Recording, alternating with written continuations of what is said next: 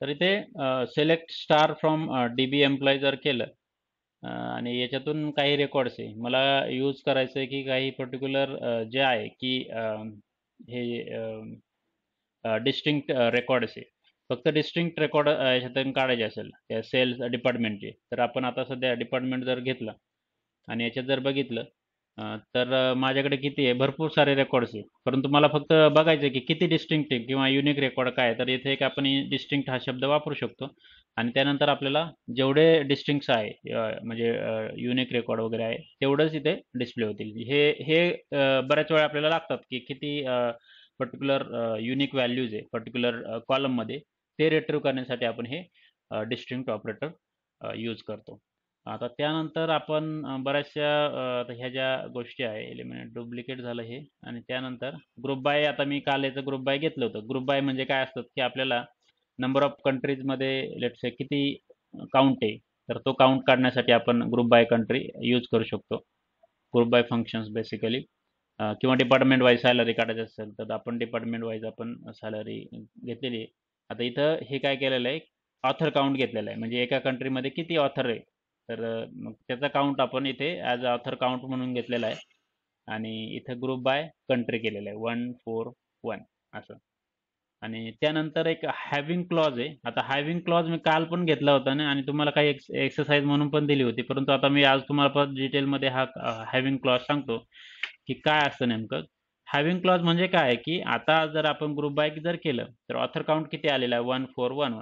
पण याच्यात पण जर आपल्याला काही स्पेसिफिक रिस्ट्रिक्शन करायचे असेल किंवा डेटा फिल्टर करायचा असेल तर आपण हॅविंग क्लॉज वापरतो. मग हॅविंग क्लॉजमध्ये आपण काय करतो, तर जे काय 141 याच्यापैकी मला असं वाटलं की मला ज्यांचा काउंट 3च्या वरती आहे तेच रेकॉर्ड डिस्प्ले करायचे, तर एक हॅविंग म्हणून एक क्लॉज असतो, तो आपण इथे count of country is greater than 3 असं यूज करून आपण करू शकतो. तर खूप महत्त्वाचं आहे हे हॅविंग क्लॉज, जो आपण आता बघूया प्रॅक्टिकली कसा करायचा आहे. तर काल आपण मी तुम्हाला काही एक्सरसाइज दिल्या होत्या आणि तुम्ही बऱ्याच जणांनी ह्या गोष्टी म्हणजे एक्झाम्पल्स आहे ते सॉल्व्ह केले. परंतु काही ठिकाणी मला असं वाटतं की मला इथं थोडंफार सांगणं गरजेचं आहे की ज्या काही ॲडिशनल ॲक्टिव्हिटी दिल्या होत्या त्या, आता ह्या सुरुवातीच्या ॲक्टिव्हिटी सर्वांनी जवळपास केलेल्या असतील असं मी अझूम करतोय किंवा करतायत, म्हणजे ट्राय तरी करताय ॲटलिस्ट की इन्सर्ट वगैरे करणे डेटा वगैरे. तर एकदा इन्सर्ट वगैरे झाल्यानंतर ह्या गोष्टी आपण बऱ्याचशा गोष्टी सिलेक्ट. आता इथं हे जे होतं पहिल्या जे टास्क होतं वीकेंडचं जे टास्क, त्याच्यात मी select statement, order by, update वगैरे एवढंच घेतलेलं होतं. आणि ॲडिशनल जे ॲडव्हान्स स्टेटमेंट आहे की ते आपण कसे करू शकतो त्यासाठी मग मग इथं केले होते. आता बऱ्याच जणांनी हे डेटा इन्सर्ट केलेलाच आहे. हे इन्सर्ट सोपं आहे. मग मी काय केलं होतं की याच्यात अगोदरचा जो टेबल होता त्याच्यात मी अजून काही डेटा ॲड करून घेतला होता. जो काय तो मी तुम्हाला ॲड करायला सांगितला होता, जो तुम्ही ॲड केलेला आहे. मग इथं काय काय सांगितलं की display the average salary for departments where the average salary is greater than $50,000. आता हे कसं करायचं? तर आता मी सांगितलं की तुम्हाला ग्रुप बाय जेव्हा यूज करायचं असतं, सिलेक्ट स्टार फ्रॉम. आता मी हा डेटा इन्सर्ट करून घेतलेला आहे आणि याच्यात आता मला काय करायचं आहे, त्यांनी काय सांगितलं की display the average salary of departments where the average salary is greater than 50,000. आता जेव्हा कोणताही क्वेश्चन्स असेल ना, की बऱ्याच वेळा आपल्याला काही क्वेश्चन्स दिले जातात आणि त्याचे उत्तरं शोधण्याचा प्रयत्न जेव्हा आपण करतो, तेव्हा थोडं डायरेक्टली क्वेरी लिहिण्याऐवजी थोडंसं अॅनलाईज करायचं की आपल्याला नेमकं काय-काय पाहिजे. याच्यात आता आपण क्वेश्चन जेव्हा बघितला, display the average salary for departments, आपल्याला काय पाहिजे? ॲव्हरेज सॅलरी पाहिजे. मग ॲव्हरेज आपण कसं कॅल्क्युलेट करतो? मग तर आपल्याला काय पाहिजे? तर इथं स्टारच्या ऐवजी आपल्याला काय द्यायचं आहे? ॲव्हरेज द्यायचं आहे. हे जे ॲव्हरेज फंक्शन आहे ते द्यायचं आहे आणि आपल्याला काय पाहिजे? सॅलरी. आता हे जर आपण केलं तर बघा, म्हणजे मी स्टेप बाय स्टेप सांगतो की हे कसं करायचं. ॲव्हरेज सॅलरी जर काढली तर हे असं हे टोटल आली. परंतु आपल्याला काय पाहिजे की ॲव्हरेज सॅलरी फॉर डिपार्टमेंट्स. मग आता डिपार्टमेंट आहे का या टेबलमध्ये? तर डिपार्टमेंट आहे, कॉलम आहे इथे तुम्ही बघता. मग हा डिपार्टमेंट मी कॉलम इथे टाकला आणि जर मला अशी अपेक्षा आहे की हे वर्कआउट व्हायला पाहिजे. मग मी याला रन करतो. तर हे रन नाही होणार, कारण की काय आहे की हे ॲव्हरेज जे आहे ॲग्रीगेट फंक्शन आहे. ॲग्रीगेट फंक्शन्स डायरेक्टली होत नाही विदाऊट ग्रुप बाय. मग यासाठी ग्रुप बाय काय करावं लागणार? मग ग्रुप बाय लक्षात ठेवायचं की जेव्हा कधी आपण एखादं असं ॲग्रीगेट फंक्शन यूज करतो, ॲव्हरेज, सम, मीन, मॅक्स, व्हॅरियन्स वगैरे, हे जे असे फंक्शन्स यूज करतो, तेव्हा त्याच्या व्यतिरिक्त जेवढे कॉलम्स इथं असतील ते आपले ग्रुप बायमध्ये आले पाहिजे. मग ग्रुप बाय बघा की टेबलचं नाव आहे त्यानंतरच असतं group by is equal group by, आणि मग हे जे इथं सिलेक्ट क्लॉजमध्ये जे काय आहे, आता लक्षात घ्या, जेव्हा आपण सिलेक्ट क्लॉज वगैरे म्हणतो ना, सिलेक्ट क्लॉज म्हटल्यावर हा पूर्ण, फ्रॉम क्लॉज म्हणजे ह्या टेबलचं नाव, आणि वेअर एक क्लॉज असतो, जसं हा वेअर क्लॉज जिथं की रिस्ट्रिक्शन्स असतं काही. तर असे क्लॉजेस म्हणतात एसक्यूएल मध्ये. तर हे ग्रुप बाय डिपार्टमेंट करायचं आहे, हे करायचं आहे. मग त्याला रन केल्यानंतर तुम्हाला आता बघा हे डिपार्टमेंट वाईज आलेले काय आहे की ॲव्हरेज सॅलरी. आता हे काय आलं वरती नो कॉलम नेम, हे नेमकं काय आहे, कसं कॅल्क्युलेशन आहे हे समजत नाही. त्यासाठी मग आपण इथं काय म्हणायचं की इथे म्हणायचं की ॲज ॲव्हरेज सॅलरी. ठीक आहे, ॲव्हरेज सॅलरी आपल्याला आलेली इथे. मग त्यानुसार हे जे नाव देतोय आपण ते इथे व्यवस्थित येतं. आणि आता याच्यात आपल्याला रिक्वायरमेंट काय होते की which is show the display the average salary for departments where the average salary is greater than 50,000. आता माझ्यामध्ये स्वप्नाने एक ट्राय केलं होतं की याच्यात जे सांगितलं होतं ना, इथं काहीतरी एक कंडिशन टाकली होती. अम,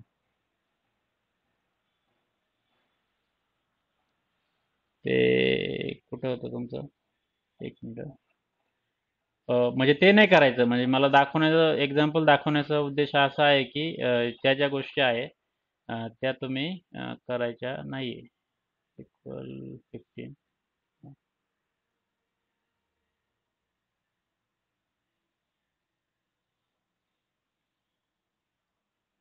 हां, तर आता हे जे आहे इन्सर्ट, आता स्वप्न जे ट्राय करतात ते माय एस मध्ये ट्राय करताय, त्यामुळे सगळ्या गोष्टी क्वेरी जे आहे ते माय एस रिलेटेड आहे. तर इन्सर्ट केलं स्टेटमेंट, हे बरोबर झालं असेल इन्सर्टचं. त्यानंतर सिलेक्ट केलं, बघितलं असेल. त्यानंतर डिलीट केलं, माहीत नाही डिलीट का केलं रेकॉर्ड. ठीक आहे, म्हणजे माझ्यामध्ये ते पर्टिक्युलर रेकॉर्ड हां डिलीट करायला सांगितलं होतं एक एक्झिट. नंतर अपडेट केले ते जे वीकेंडची ॲक्टिव्हिटी त्या व्यवस्थित केलेल्या आहे, आणि अपडेट. नंतर क्वेश्चन 2. हा इथे जे आहे ना, हे वर्कआउट रन झाली होती का क्वेरी स्वप्न तुमच्या माय एस मध्ये?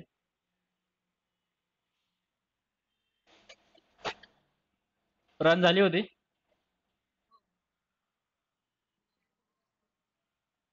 हो, करा ना.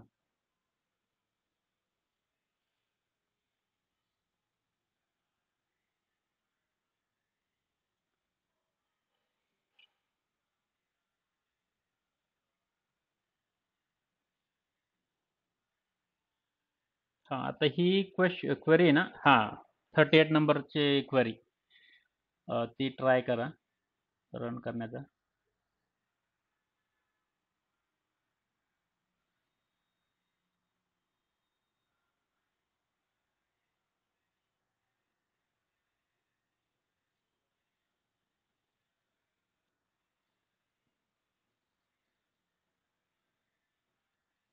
होते का?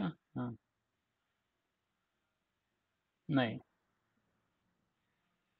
No database selected. एक काम करा, वरती ते यूज हे आहे ना तुमचं यूजचं स्टेटमेंट, ते यूज करा. यूज स्कीमा नाम वगैरे काहीतरी आहे ना, तुम्हाला डेटाबेस सिलेक्ट करावं लागेल.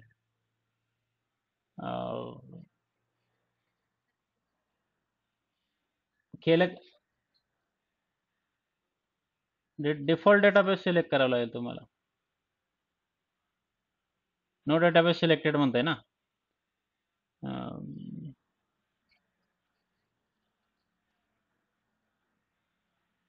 तुमची स्क्रीन आम्हाला म्हणजे मला दिसत नाही ती, मला ती तुम्ही क्वेरीज दिसते. हा यूज, हा ते केलं का तुम्ही?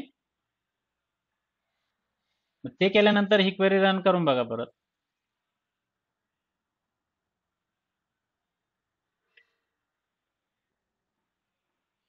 हा थोडं स्लो आहे माझ्याकडे, हा रन करून बघा. 20 रोज return. Okay.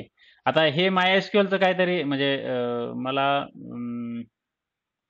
Salary greater than 50,000. ठीक आहे. आता हे जे आहे MySQL मध्ये आता ही सेम क्वेरी मी माझ्या ह्याच्यात जर ट्राय केली ना तर रन नाही होत. मी आता तुम्हाला माझं दाखवतो. कारण काय आहे ना, की मला म्हणजे आपण हे असं देऊ शकत नाही. स्क्रीन शेअर करतो मी माझी.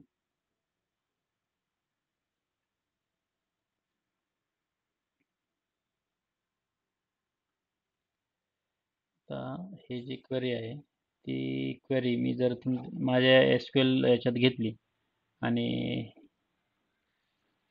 लेट्स से माझा हा एम्प्लॉई डिटेल्स.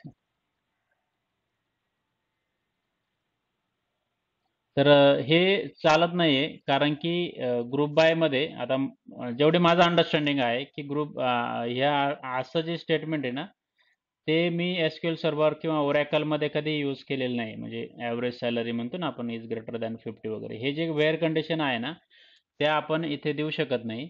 आणि जे आपलं जे होतं ना की आपल्याला नेमकं करायचं काय की आपल्याला ॲव्हरेज सॅलरी जे जे आपलं हे जे एक्झाम्पल म्हणजे एक्सरसाइज आहे की आपल्याला ग्रेटर दॅन 50,000 ची जी आहे ती आपल्याला रिट्रीव्ह करायची. ती रिट्रीव्ह करण्यासाठी मी जे आहे ते इथे हां, इथे इथे मला ती रिट्रीव्ह करायची आहे. तर मग मी काय म्हणणार इथे की हॅविंग आणि त्यानंतर मग मी ॲव्हरेज सॅलरी जी आहे ती इज ग्रेटर दॅन 50,000 हे देणार आणि त्यानंतर मी याला रन करणार. म्हणजे माझे 50,000च्या वरती जेवढे आहे सॅलरी तेवढेच डिस्प्ले करायचे. तर आपल्याला अशी ही वेअर कंडिशन द्यावं लागते. आता तुमचं जे रेकॉर्ड येतंय ना, मग ते असं रेकॉर्ड येतंय का? असं डिस्प्ले नाही होत ना तुमच्याकडे. ते काहीतरी वेगळंच डिस्प्ले होतंय. तुमच्याकडे आहे ना ते जेव्हा रन करताय तुम्ही तर त्यावेळेस तुम्हाला एकतर ट्रू ऑर फॉल्स असंच दिसतंय 1 ऑर 0 दिसतंय ना ते पर्टिक्युलर सॅलरी याच्यात. बरोबर ना? हां, मग ते काय म्हणतात की हे ट्रू आहे का नाही फॉल्स म्हणजे लेट्स से आता मी एवढं रन करतो फक्त. मग याच्यात जर बघितलं तर 50,000च्या वरती जी आहे ती ट्रू आहे का फॉल्स आहे? मग ही 50,000च्या वरती आहे. ही नाही आहे. मग ही 0 येणार. ही वरती 1 येणार. ही 0 येणार. ही 0 येणार. तर अशा पद्धतीचं ते वर्कआउट होतं. पण ॲक्चुअल डेटा फिल्ट्रेशन आहे ना, ते तसं होत नाही. ते ॲक्चुअल डेटा फिल्ट्रेशन जर करायचं असेल तर त्यावेळेस आपल्याला असं ॲव्हरेज सॅलरी ग्रेटर दॅन 50,000 हेच घ्यावं लागणार. मग त्यासाठी आपण हे पर्टिक्युलर हॅविंग क्लॉज वापरतो. एवढं लक्षात असू द्या, की आपल्याला जेव्हा ग्रुप बाय करायचं असतं पर्टिक्युलर, त्यावेळेस आपण ॲग्रीगेट करतो डेटा आणि ॲग्रीगेट फंक्शन जेव्हा यूज करतो, त्यावेळेस आपल्याला हे ग्रुप बाय यूज करावंच लागतं. आणि जे काही डेटा रिस्ट्रिक्शन आहे, त्यासाठी आपण हॅविंग क्लॉज इथे देऊ शकतो पर्टिक्युलर. मग अजून काही असेल, की आता आपले जे दुसरे एक्झाम्पल्स होते, की आता इथे show department with more than 2 employees and display their total count. आता हे एक असं आहे. आता इथं डिपार्टमेंटचं आलेलं आहे. डिपार्टमेंटचं कसं करू शकतो आपण, की इथं काउंट फंक्शन यूज करू शकतो आपण. सिलेक्ट काउंट ऑफ नेम आणि आपल्याला अजून काय डिस्प्ले करायचं आहे? डिपार्टमेंट पण डिस्प्ले करायचं आहे. प्रत्येक डिपार्टमेंटचं where sorry from employee details आणि आता इथं डिपार्टमेंट झालं. आता तुम्हाला मी सांगितलं आता इथे याला रन केलं तर हे येणार नाही. त्यासाठी आपल्याला काय करावं लागणार? ग्रुप बाय यूज करावं लागणार. ग्रुप बाय डिपार्टमेंट आणि हे असं होईल. आता याच्यात आपली रिक्वायरमेंट काय आहे, की show the departments with more than 2 employees and display their total count. Total as याला म्हणू शकतो आपण टोटल एम्प्लॉई इज ठीक आहे.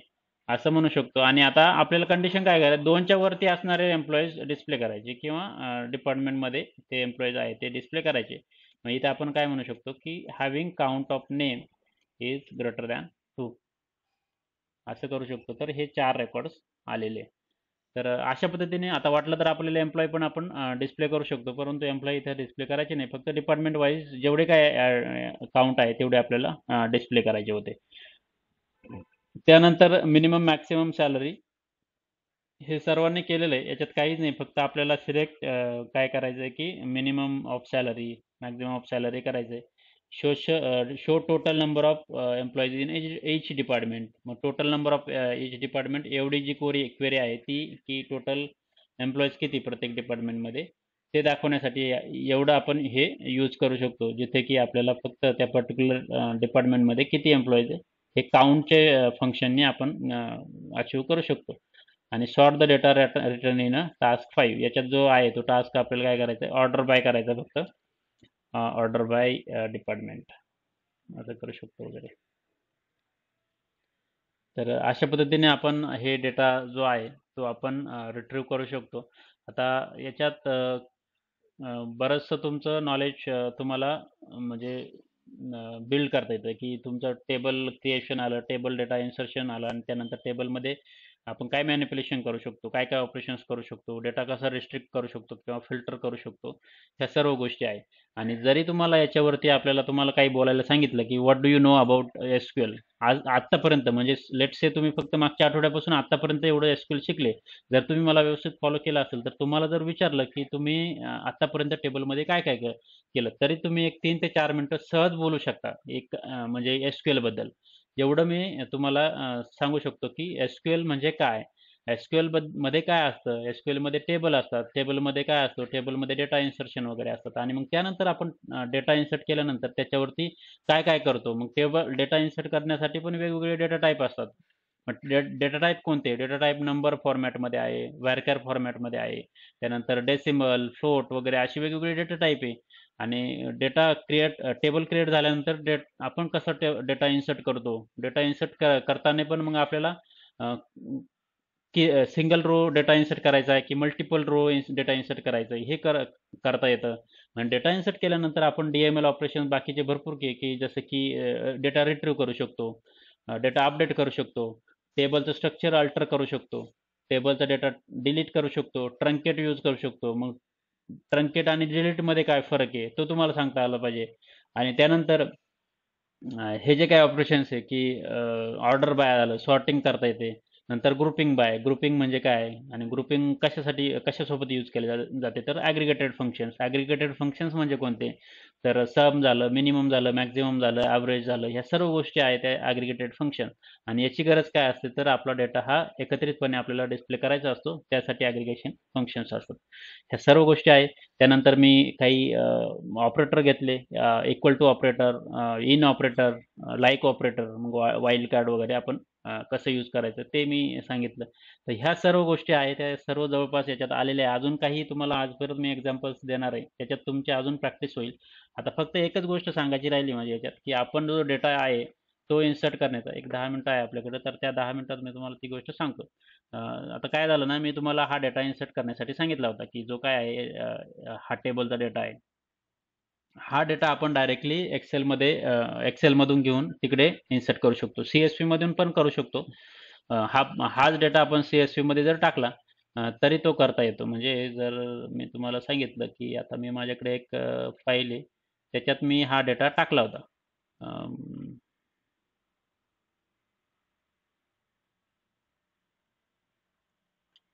एक्सेलमध्ये कसं करायचं? आता एक्सेलमधून जो डेटा आहे तो आपण डायरेक्टली म्हणजे जे इन्सर्ट स्टेटमेंट लिहितो ना, त्याच्याऐवजी आपण डायरेक्टली हा डेटा घेऊ शकतो. तर मी हा जो डेटा आहे ना, तो इथे टाकला एम्प्लॉयी डिटेल्स म्हणून एक फाईल बनवली आणि त्याच्यात हा डेटा टाकला. तर हा डेटा तिथे टाकल्यानंतर आता मी इथे काय करू शकतो ना, की ॲक्चुअली प्रॉब्लेम काय आहे ना, की इथं जर आता इथं ॲडव्हेंचर वर्कच्या ह्याच्यात गेलो आणि टास्कमध्ये गेलं, तर की इम्पोर्ट डेटा, एक्सपोर्ट डेटा वगैरे हे ऑप्शन आहे. इम्पोर्ट फ्लॅट फाईल म्हणजे CSV फाईल असेल, टेक्स्ट फाईल असेल, तर ते आपण फ्लॅट फाईल यूज करतो. मी तुम्हाला नंतर दाखवेल CSV फाईल कशी इम्पोर्ट करायची. इम्पोर्ट डेटा केला तर आपण एक्सेल करू शकतो. परंतु काय आहे ना, की याला ते Microsoft OLB ड्रायव्हर इन्स्टॉल करावा लागतो. मग त्याच्यात एरर येतो. म्हणजे हे इम्पोर्ट डेटा ऑप्शनने आपण एक्सेल इम्पोर्ट करायला गेलो तर. आणि एक्सपोर्ट म्हणजे आपण हा डेटा आहे तो एक्सेलमध्ये एक्सपोर्ट वगैरे करू शकतो. परंतु हे जे आहे ना, हे ऑप्शन आपण न वापरता तुम्ही स्टार्टमध्ये जायचं आहे आणि स्टार्टमध्ये पर्टिक्युलर हे जे आहे Microsoft SQL सर्व्हर टूल, याच्यात तुम्हाला इथे सर्व्हर 2090 मध्ये इथे एक SQL server import and export data म्हणून एक ऑप्शन आहे. हे यूज करायचं आहे आणि याने काय होईल की एक विझार्ड ओपन होईल. याला नेक्स्ट म्हणायचं आहे आणि इथे तुम्हाला एक डेटा सोर्स स्पेसिफाय करायचा आहे. जो काय एक्सेलचा आहे तो. आता तो एक्सेलचा सिलेक्ट करण्यासाठी मायक्रोसॉफ्ट एक्सेल इथं सिलेक्ट करायचं आहे. त्यानंतर जी फाईल असेल आपली ती सिलेक्ट करायची. ती फाईल कुठे आहे माझी? तर एम्प्लॉयी डिटेल्स न्यू म्हणजे मी एक फाईल क्रिएट केली होती आणि त्याच्यात आता इथं एक्सेल व्हर्जन कोणती? आता हे बाय डिफॉल्ट घेतलंय. आपल्याकडे माझ्याकडे 2019 आहे, परंतु इथे नाही आहे, तरी ठीक आहे. 2010 7 ते 10 घेतलं तरी काय प्रॉब्लेम नाही. आणि first row has column names. माझा जो एक्सेलमध्ये जो डेटा आहे ना, तो हेडर जे आहे ना, ते माझे कॉलम नेम्स आहे. मग मी त्याला इथं हे चेक करायचं आणि त्यानंतर नेक्स्ट म्हणायचं आहे. नेक्स्ट केल्यानंतर मग इथं तुम्हाला मायक्रोसॉफ्ट इथं भरपूर ते म्हणजे कुठे तुम्हाला स्टोअर करायचं आहे.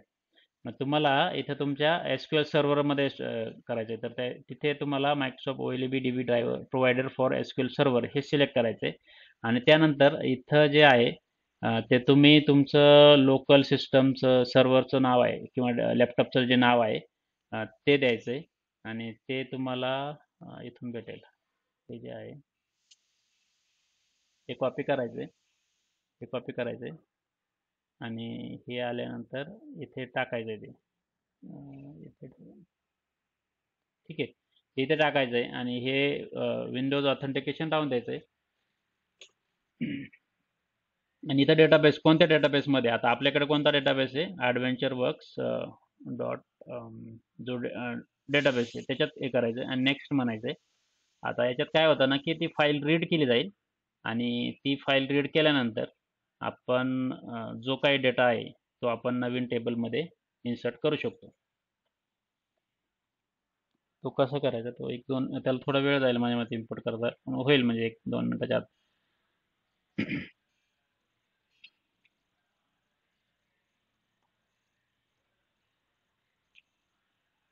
तर इथं 2 ऑप्शन आहे. सध्या फक्त काय करा ना, data from one or more table or views म्हणजे हे करा. राईट क्वेरी टू स्पेसिफाय म्हणजे आपल्याला स्पेसिफिक क्वेरी लिहायची असेल तर हे सिलेक्ट करू शकतो. परंतु सध्या आता कॉपी डेटा करायचा आहे ऑप्शन आणि नेक्स्टवर क्लिक करायचं आहे आणि त्यानंतर इथे सोर्स बघा. आता जी माझी फाईल होती ना, ती शीट आहे. स्प्रेडशीट जे नाव होतं ते. आणि इथं कुठे डेस्टिनेशन आता सर्व्हर आलेला आहे माझा, पण याच्यात मला त्या टेबलचं नाव द्यायचं आहे. मग ह्या टेबलचं नाव मी काय देऊ शकतो, की मला ह्या पर्टिक्युलर टेबलमध्ये हे नाव पाहिजे. काय नाव देणार मी? से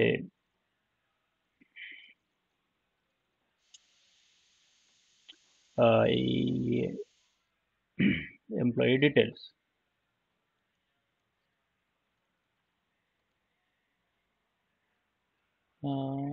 न्यू. माहीत नाही माझा न्यू असेल ऑलरेडी. मी न्यू वन म्हणतो आणि बाकी याच्यात काहीच करायचं नाही. त्यानंतर आपल्याला काय करायचं इथे नेक्स्ट क्लिक करायचं आहे. म्हणजे माझा मी नवीन टेबल क्रिएट करतोय आणि याच्यात काय म्हणायचं रन इमिजिएटली म्हणायचं आहे आणि इथे फिनिश म्हणायचं आहे. आता इथं ते सांगतं की तुमची ही फाईल आहे dot excel S source location source provider काय आहे एक्सेल एस OLB प्रोव्हायडर आणि डेस्टिनेशन लोकेशन सर्व्हर आणि डेस्टिनेशन प्रोव्हायडर आहे तो कनेक्टेड ॲक्च्युली आणि copy rows from this sheet 1 to employee details 1 and the target table will be created. असं नवीन table create होईल आणि फिनिश म्हणायचं आहे. एक हे थोडं सर्व गोष्टी आहेत त्या हळूहळू होतील आणि या 20 रोज ट्रान्सफर म्हणून हा सक्सेस मेसेज आला. काही फेल्युअर आला तर इथं एरर देईल. Otherwise it will be successful. आता हे झालंय की नाही आपल्याला बघायचं असेल तर इथं रिफ्रेश करायचं आहे आणि आपले टेबल्स आता मी एम्प्लॉई डिटेल्स अंडरस्कोर न्यू असं न्यू अंडरस्कोर 1 दिलं होतं काहीतरी. तर एम्प्लॉई डिटेल्स हां, इथे हे बघा आता.